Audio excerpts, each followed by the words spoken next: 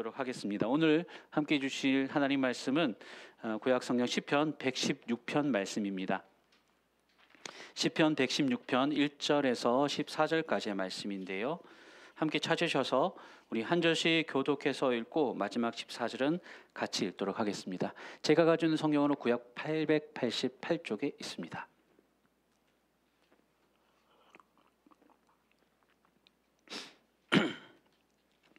네, 시편 116편 1절에서 14절 말씀 찾으신 줄 알고 화면을 보시면서 제가 한 절, 다 같이 한 절 교독하겠습니다. 먼저 제가 1절부터 하나님의 말씀을 봉독하겠습니다.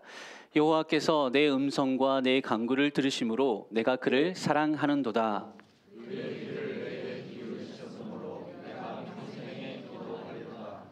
사망의 줄이 나를 두르고 스올의 고통이 내게 이름으로 내가 환난과 슬픔을 만났을 때에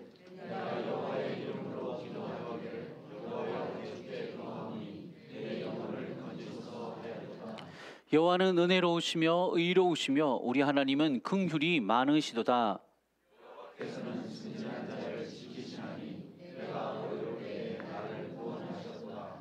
내 영혼아 내 평안함으로 돌아갈지어다. 여호와께서 너를 후대하심이로다.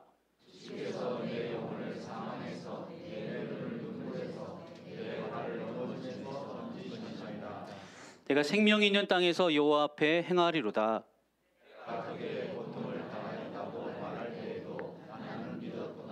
내가 놀라서 이르기를 모든 사람이 거짓말장이라 하였도다.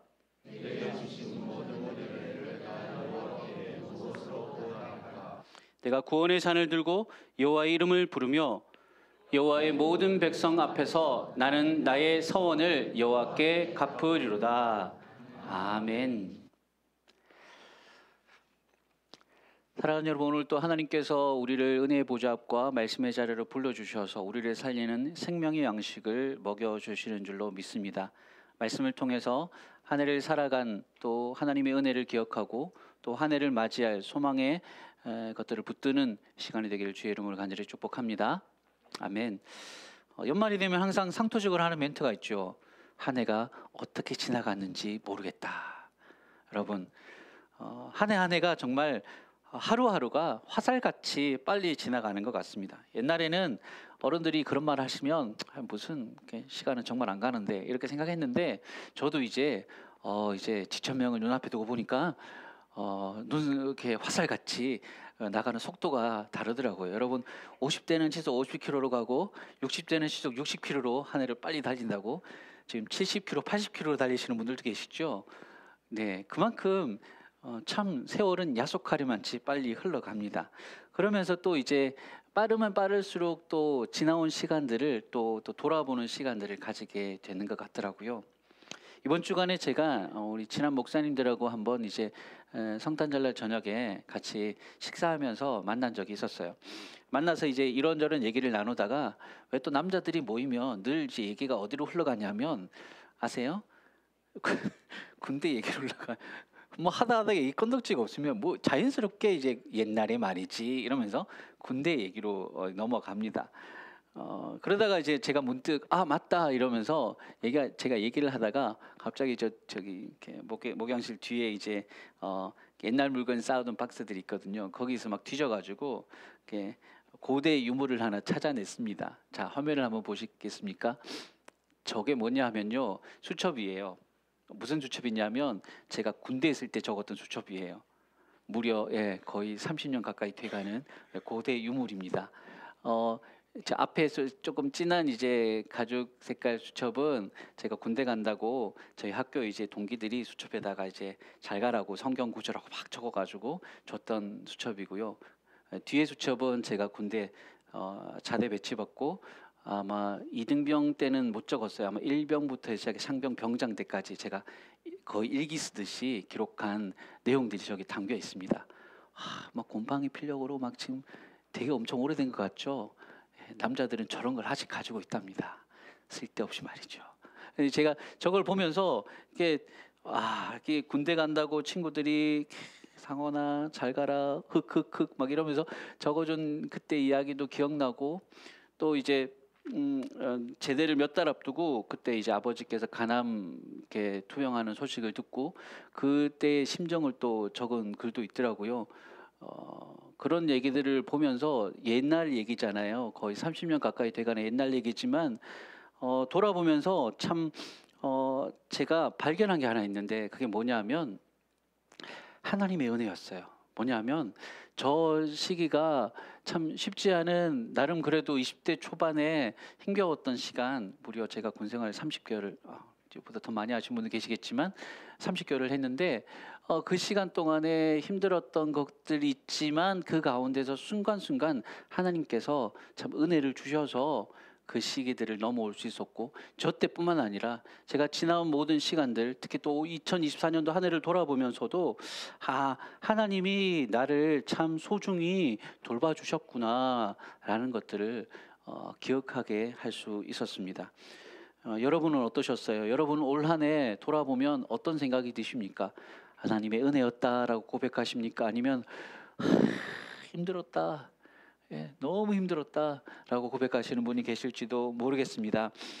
그렇지만 오늘 이 말씀의 시간을 통해서 바라기는 지나온 시간들을 돌아볼 때 우리의 믿음의 눈이 띄어져서 지나온 날들 속에서 하나님이 보여주셨던, 베풀어 주셨던 보이지 않는 은혜들을 발견해내는 이 예배 시간 되시기를 주님의 이름으로 축복합니다. 아멘. 오늘 본문에서 우리가 읽은 이 시편 116편에서 우리가 익숙한 성경 구절 팻말로도 많이 들어보셨을 직한 구절이 나오죠. 바로 12절에 여호와께서 내게 주신 은혜를 무엇으로 보답할까? 라고 하는 말씀입니다. 시편 기자가 이렇게 고백하죠. 하나님이 내게 주신 은혜들, 지나온 시간들을 돌아보니까 그 시간들 속에서 하나님의 은혜들을 찾아냈어요. 그래서 이 은혜를 너무 감사하니까 어떻게 보답할 수 있을까라는 감탄의 고백으로 하나님께 기도하고 있는 겁니다. 저는 오늘 이 본문을 통해서 우리 삶에 베풀어 주신 하나님의 은혜들을 이 시간 함께 하나씩 좀 찾아보고자 합니다. 세 가지의 은혜의 제목들을 제가 찾아냈는데요. 자, 시편 기자가 지나온 시간 속에서 찾아낸 하나님의 은혜 한번 하나씩 보도록 하십시다. 첫 번째, 화면에 띄워주시고요. 환난과 슬픔을 만났을 때 하나님께서 나의 기도를 들으셨습니다. 아멘이십니까? 여러분도 이 기도가, 이 고백이 동일하게 고백되어지십니까? 네. 자, 본문을 보십시오. 3절과 4절 말씀입니다. 제가 읽어드리겠습니다. 사망의 줄이 나를 두르고 스올의 고통이 내게 이르렀으므로 내가 환난과 슬픔을 만났을 때에 내가 여호와의 이름으로 기도하기를 여호와여 주께 구하오니 내 영혼을 건지소서 하였도다. 자, 여러분 여기서 보면 환난과 슬픔을 만났다라고 표현하고 있죠. 마치 길 가다가 강도를 만나듯이 내 삶에 내가 원하지 않는 환난과 내가 원하지 않았던, 예기치 않았던 슬픔의 시간들을 마주칠 때가 있습니다. 이거는 뭐 준비할 수도 없고요, 또 뭐 준비한다고 되는 것도 아닌 것 같아요. 시편 기자는 자기가 당했던 그 환난과 슬픔이 얼마나 힘들었든지 그걸 가리켜서, 여러분 보십시오. 사망의 줄이 나를 두르고 스올의 고통이 내게 이르렀다라고 표현했는데 조금 쉽게 설명하자면 이런 겁니다. 마치 죽음이 올가미로 나를 낚아채듯이 줄이 나를 둘렀다는 게 올가미로 막 묶어댄다는 그런 의미입니다. 그런 기분이에요. 마치 죽음이 올가미로 나를 꽉 묶어서 스올의 고통, 이게 스올은 쉽게 표현하면 무덤, 죽음이란 뜻이거든요. 사망이 나를 올가미로 묶어가지고 나를 무덤으로 끌고 가는 것 같았다. 이렇게 지금 시편 기자가 얘기를 하고 있습니다. 그만큼 힘들었던 거예요.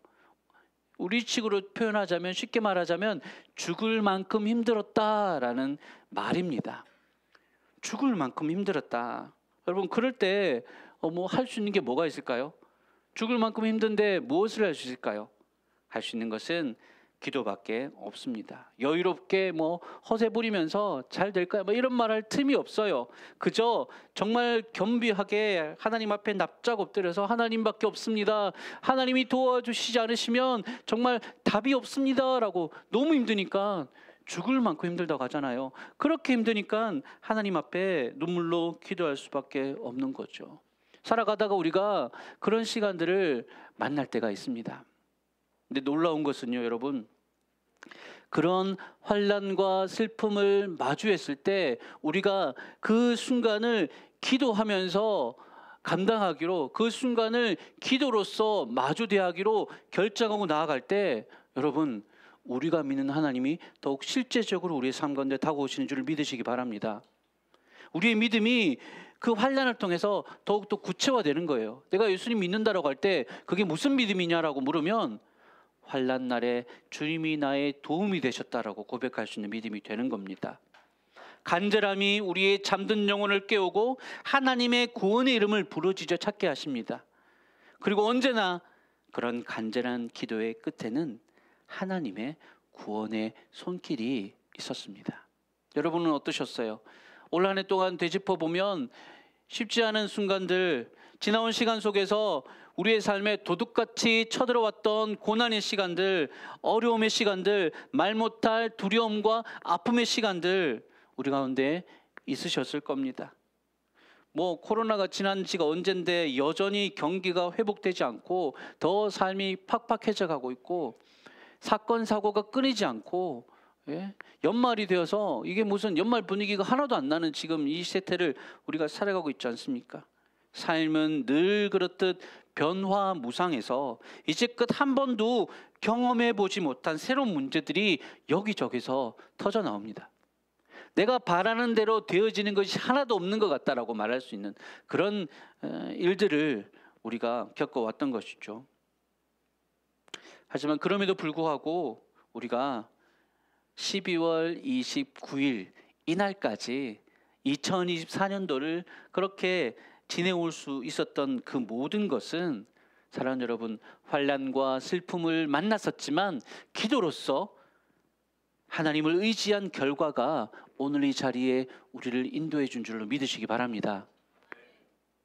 크고 작은 고난과 문제들 속에서 우리가 하나님을 의지하고 하나님 나를 도우소서, 내 영혼을 건지소서라고 그렇게 기도했을 때 그 기도를 들으시는 분 때문에 오늘 본문에 8절에 보시면 주께서 내 영혼을 사망에서, 내 눈을 눈물에서, 내 발을 넘어짐에서 건지셨다라고 시편 기자가 고백합니다. 기도했는데 그 기도가 응답이 되었던 것이죠. 바라기는 우리 안에 하나님의 도우심을 힘입는, 무엇보다 정말 인생의 막막한 순간과 현실 앞에서 막다른 골목같이 여겨지는 순간 앞에서도 주의 이름을 부르고, 또 그 순간 주님께서 우리의 삶에 찾아오셔서 구원의 손길을 내어 밀어주시는 그 소중한 은혜의 경험들을 더욱더 많이 인생에서 쌓아가시는 저와 여러분 되시길 주의 이름으로 축복합니다. 아멘. 혹여나 아직까지 하나님께 기도했는데 저는 왜 응답하지 않으시죠? 왜 제 기도는 아직까지 들어주시지 않은 것이죠? 라고 말하시는 분들이 계실지 모르겠습니다. 하지만 하나님은 이미 응답하고 계시는 겁니다. 기다리라고 하시는 것이죠. 더 적절한 하나님의 때가 있으니, 내가 기대했던 것보다 더 완벽하고 더 좋은 하나님의 응답의 선물이 준비되어 있으니 기다리라고 하시는 뜻입니다. 그래서 아직까지 응답되지 않은 우리의 간절한 기도들, 여전히 삶의 어려움들이 해결되지 않은 채 나를 힘들게 만들고 있는 순간을 보내고 계신 분이 계시다면 이 시간도 다 하나님의 뜻 안에 있음을 믿으시고 계속해서 주님 의지하시는 삶을 포기하지 마시기를 주의 이름으로 축원합니다. 자, 첫 번째, 이처럼 환난과 슬픔의 시간들을 우리가 마주했을 때 우리가 기도로서 견뎌낼 수 있었던 것, 하나님의 은혜였습니다. 자, 이제 두 번째로 넘어가 볼게요. 두 번째는 우리 한번 화면에 띄워주시고 한번 천천히 같이 읽어보겠습니다. 같이 함께 읽겠습니다. 시작. 어리석었던 나를 은혜와 긍휼로 지키고 돌보셨습니다. 아멘. 오늘 본문 5절에서 6절 말씀인데요. 같이 한번 읽겠습니다. 시작. 여호와는 은혜로우시며 의로우시며 우리 하나님은 긍휼이 많으시도다. 여호와께서는 순진한 자를 지키시나니 내가 어려울 때에 나를 구원하셨도다. 아멘. 여러분, 지난 한 해를 좀 돌아보면요, 참 이게 우리 자신을 볼 때는 늘 생각했던 것보다 늘 부족했고 모자랐는데, 그럼에도 불구하고 하나님의 은혜와 자비는 항상 우리의 생각보다 더 크셨음을 고백하지 않을 수 없습니다. 여러분 그렇지 않으신가요? 본문에서 보시면 여호와께서는 순진한 자를 지키셨나니라고 화면 한번 다시 띄워주시겠어요? 순진한 자라는 표현이 나옵니다. 근데 여기에서 순진한 자라고 번역된 히브리어가 페타임이라는 단어인데요. 이 페타임이라는 것은 이게 너무 순진하고 분별력이 없어가지고 악한 자의 속임에 너무 잘 넘어가는 그런 사람을 페타임이라고 불렀어요. 그러니까 순진한 자인데 이게 좋은 의미의 순진한 게 아니에요.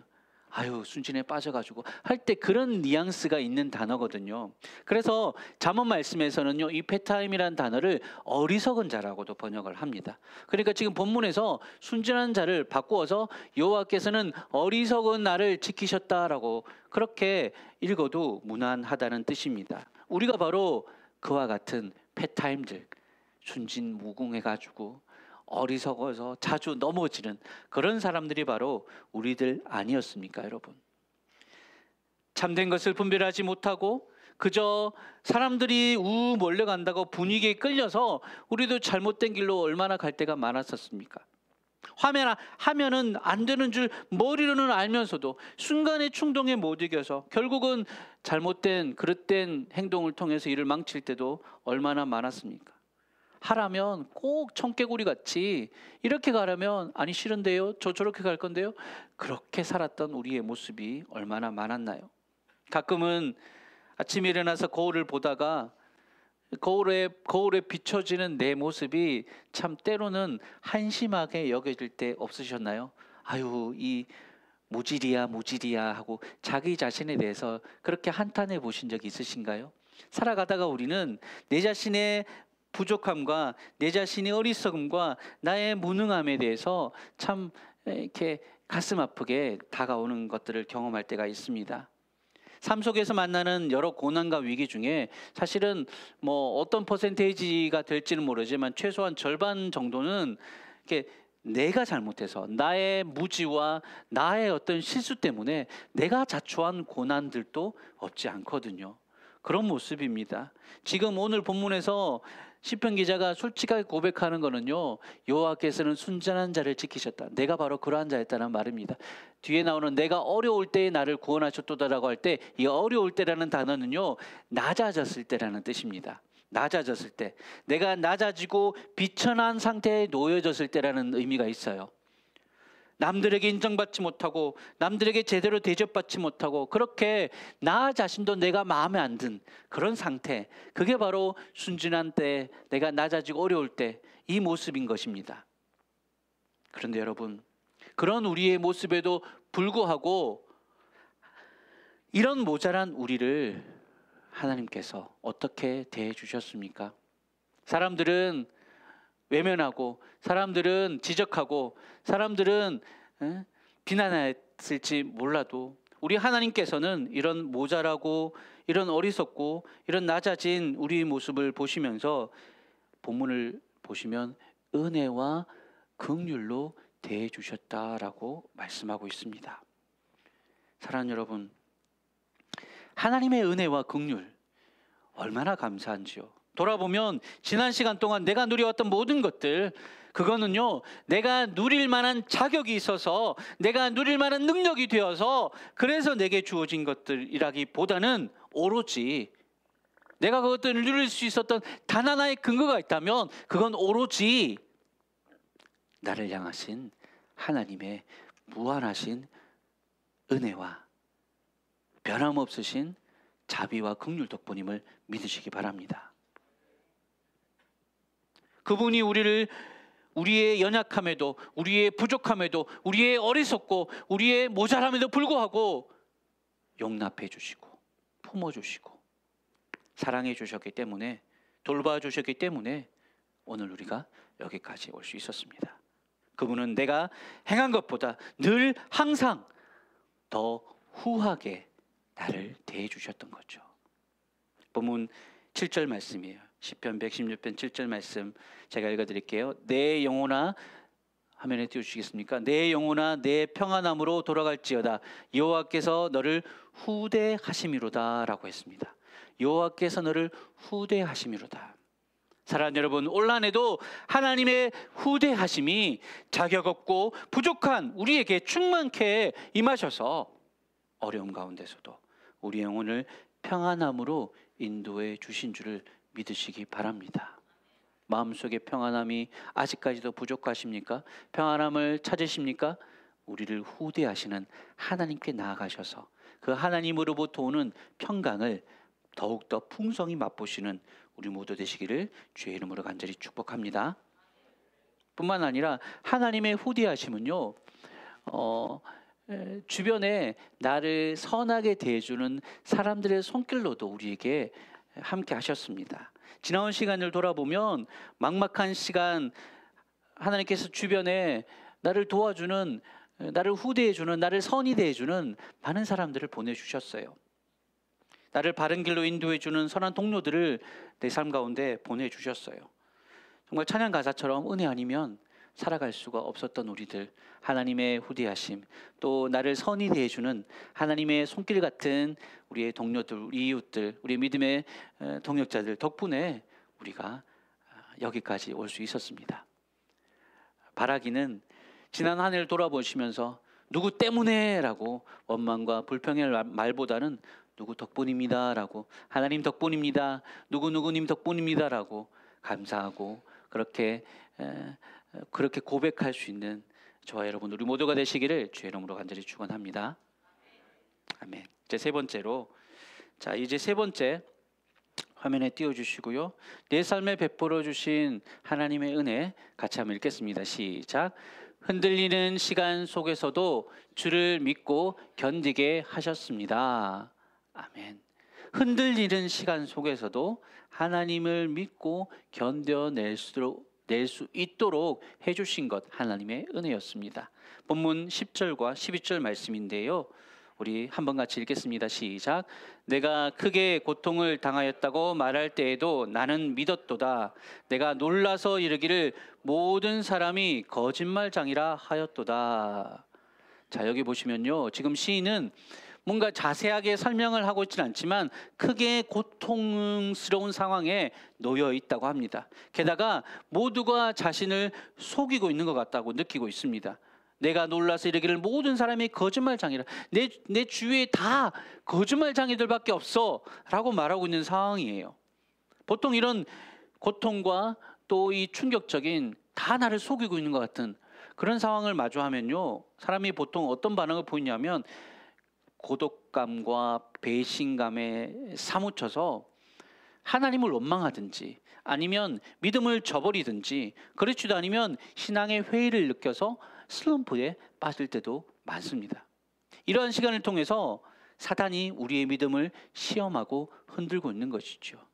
마치 우리 단풍 아직까지 지지 않은 이파리 남아있는 나무를 막 흔들어서 나뭇잎 떨어지는 거 있잖아요. 그런 것처럼 사단이 우리를 잡아서 우리의 삶을 막 흔들어댑니다. 믿음이 떨어져라. 그렇게 이런저런 상황으로 요동치게 만들고, 상황이 요동치니까 우리의 마음도 요동치고 우리의 심령도 요동치고 우리의 믿음조차도 사시나무 떨듯이 발발발발 떨면서 흔들리게 만드는 것, 그것이 사단이 우리를 넘어뜨리려는 책략이었습니다. 그런데 지금 시인은 그러한 상황 가운데서도 뭐라고 말하느냐, 내가 크게 고통을 당했다고 말할 때도 뭐랍니까? 나는 믿었도다, 이렇게 고백합니다. 이게 지금 무슨 말이냐면, 고통 가운데서도 나는 하나님을 믿고 의지하겠다라는 고백인 거예요. 믿었는데 뭘 믿어요? 자기를 믿은 게 아니에요. 나는 이런 상황에서도 하나님을, 모두가 다 거짓말장애 같은 나를 둘러싼 모든 상황이 그렇게 나를 압박하고 그렇게 누를 때에도 나는 끝까지 하나님을 믿겠다, 이 고백을 하는 겁니다. 놀랍지 않습니까, 여러분? 충분히 믿음이 꺾일 만도 할 텐데, 적어도 최소한 야, 이거 너무 힘들다, 믿음이 슬럼프에 빠질 상황인데도 불구하고 하나님의 사랑을, 하나님의 은혜를 끝까지 붙든 거예요. 바로 앞절에서 시인이 자기 자신을 뭐라고 얘기했습니까? 나는 순진한 자다, 나는 밑에 넘어져서 아래에 깔린 자다, 그렇게 고백한, 늘 순진해서 늘 나자빠지는 그런 연약한 사람이라고 고백했잖아요. 그런데 지금 오늘 본문에서 이 10절에 와서는 나는 고통 가운데서도 하나님을 믿었다라고 고백하는데 이게 지금 어떻게 된 것입니까? 저는 여기서요, 자기 힘으로 이 사람이, 이 시편 기자가 정말 자기 믿음이 충만해서 난 끝까지 믿을 거야, 자기 어떤 수고와 노력의 결과물들로서 믿음을 얘기하고 있는 것이 아니라 오히려 이 시편 기자 안에 계셨던 성령께서 믿음을 주신 것이라고 저는 봅니다. 견디게 하신 거예요.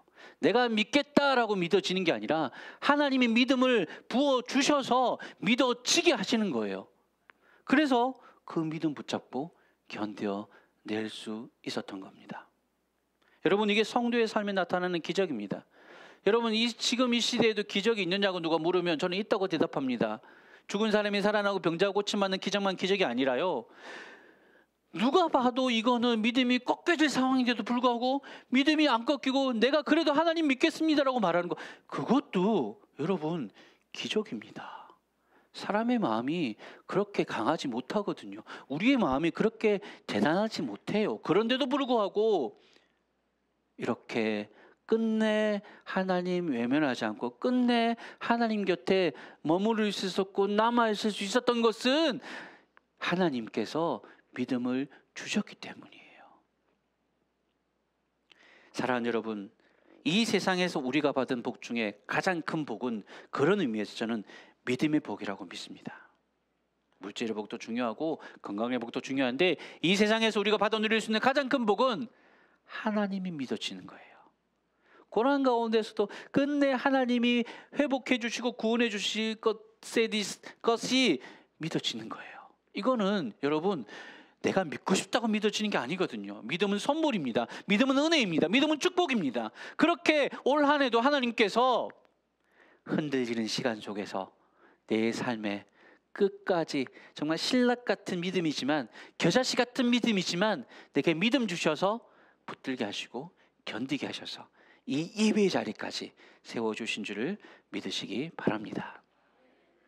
지금도 여전히 늘 연약해서 매번 흔들리는 모습이지만, 흔들리는 갈대 같은 모습이지만 그래도 꺾이지 않는 이 믿음 주신 주님께 늘 감사할 수 있는, 올 한해 무엇이 제일 감사의 제복입니까? 라고 물을 때 그래도 제가 하나님 믿었던 게, 믿음의 복을 주신 게 감사합니다라고 고백할 수 있는 우리 모든 성도들 되시기를 주의 이름으로 축복합니다. 아멘. 이제 말씀을 한번 마무리하면서 우리 시편 기자의 마지막 고백에 한번 주목해 보시기 바랍니다. 앞서 제가 맨 처음 말씀드린 12절에서 14절, 4절까지의 말씀인데요, 우리 화면을 보시면서 천천히 같이 한번 읽어보겠습니다. 시작. 내게 주신 모든 은혜를 내가 여호와께 무엇으로 보답할까? 내가 구원의 잔을 들고 여호와의 이름을 부르며 여호와의 모든 백성 앞에서 나는 나의 서원을 여호와께 갚으리로다. 아멘. 환난과 슬픔을 만났을 때에 우리가 기도로 부르짖어서 도움을 입게 하셨었습니다. 또 어리석고 부족해서 무너지고 낮아질 때도 크신 은혜와 한없는 긍휼로 우리를 다시 일으켜 주셨죠. 뿐만 아니라 내게 믿음의 복을 주셔서 시험과 위기 속에서 흔들리면서도 끝까지 이렇게 믿음으로 나올 수 있게 하셨습니다. 이 모든 것이 여러분 우리의 삶에 지나온 시간들, 순간들 속에서 당했던 모든 것들이 바로 주님의 은혜였고 신실하신 사랑이셨습니다. 믿으십니까 여러분? 여러분에도 동일하게 이런 고백들이 모든 것이 하나님의 은혜였습니다, 그런 고백들이 여러분 안에 있으십니까? 이제는 우리가 그 은혜에 무엇으로 보답할까, 이 질문을 우리 스스로에게 해보셔야 됩니다. 본문에서 시편 기자가 뭐라고 말하냐면요, 구원의 잔을 들고 여호와의 이름을 부르며 서원을 갚겠다라고 합니다. 여기서 구원의 잔을 든다라는 의미는요, 그냥 뭐 이렇게 잔을 들어서 축배를 외친다 이런 의미가 아니에요. 여기서 구원의 잔할 때 잔은 여기서 나오는 잔은 구약의 제사에서 짐승을 태우는 번제와 함께 드리는 전제의 제사예요. 전제는 무슨 뜻이냐면 화면에 띄워주시겠어요? 전제는 포도주를 부어 드리는 제사예요. 화제가 짐승을 태워드리는 제사고 거제가 제물을 흔들어 드리는 제사. 거제는 이렇게 제물을 흔들어 드리는 거, 요제는 제물을 들어서 올리는 것, 그런 이제 제사의 방법이 있거든요. 그 중에 하나가 전제예요. 전제는 뭐냐면 제물이 있을 때 그 제물에 포도주를 부어 드리는 게 전제의 제사입니다. 여기서 지금 시편 기자가 내가 구원의 잔을 들었다라고 할 때 이거는 이 전제를 부어 드리기 위해서 포도주를 든 그 모습을 뜻하는 것입니다. 부어 드리는 전제는 그 행위 안에 내 삶 전체를 하나님께 쏟아부어 드린다라는 희생과 헌신의 의미를 담은 제사가 전제입니다. 그래서 바울이 나중에 이제 디모데후서에 보면 내가 전제와 같이 부어진 바 되고 이제 자신의 순교의 상황을 표현했거든요. 그렇게 하나님 앞에 희생하고 헌신을 어떻게 해요? 기쁨으로 즐거이 자원하여 드리는, 그게 전제의 제사예요. 전제는 구원의 잔을 높이 들었다. 내가 하나님께 어떻게 그 은혜에 보답할까? 그 은혜에 보답하는 것은 바로 내 삶을 온전히 기쁨으로 자원하여 주님께 헌신해 드리는 것입니다. 하나님께서 베푸신 은혜를 깨닫고 감사하는 마음으로 내 삶에 대해서 주님이 주인이심을 고백하면서 나를 통해서 주님이 영광 받으시는 삶을 살도록 하나님, 내 삶의 속속들이, 내 삶의 모든 순간들이 하나님 앞에 부어지는 삶의 제사가 될 수 있도록 헌신과 기쁨으로 내 삶을 온전히 주님께 바쳐드리는 그러한 삶을 살게 해주십시오. 지금 지나온 시간을 돌아보면서 하나님이 이런 은혜를 베풀어 주셨구나 깨달은 사람이 이 시편 기자가 이렇게 고백하는 것입니다. 여러분, 다른 것들보다 사랑의 빚진 자로 살아갑시다. 은혜의 빚진 자로 살아갑시다. 다른 빚은 될 수 있으면 적게 지시되 내가 받은 은혜에 대해서, 내가 받은 사랑에 대해서 그것을 빚으로 여기고 하나님 앞에서 그 빚을 갚아내는, 그게 어떤 의무감이나 그게 어떤 힘들게 그렇게 힘겹게 그렇게 하는 삶이 아니라 기쁨으로 자원하여 그렇게 주님께 내 삶을 드려서 주를 위해서 그렇게 살기로, 그 은혜에 보답하는 삶으로서 내 삶을 살아가기로 다짐하고 결단하시는 모든 주의 백성들 다 되시기를 주님의 이름으로 축원합니다. 아멘. 우리 말씀을 생각하시면서 우리 앞서 불렀던 은혜 찬양 한 번 더 같이 고백하시면서 되새기는 시간을 좀 가졌으면 좋겠습니다. 이 가사를 하나하나 입술에 노래로 고백하실 때 그냥 노래를 따라 본다라고만 생각하지 마시고, 그렇습니다, 이것이 나의 기도이고 이것이 나의 동일한 고백입니다라는 마음을 담아서 같이 찬양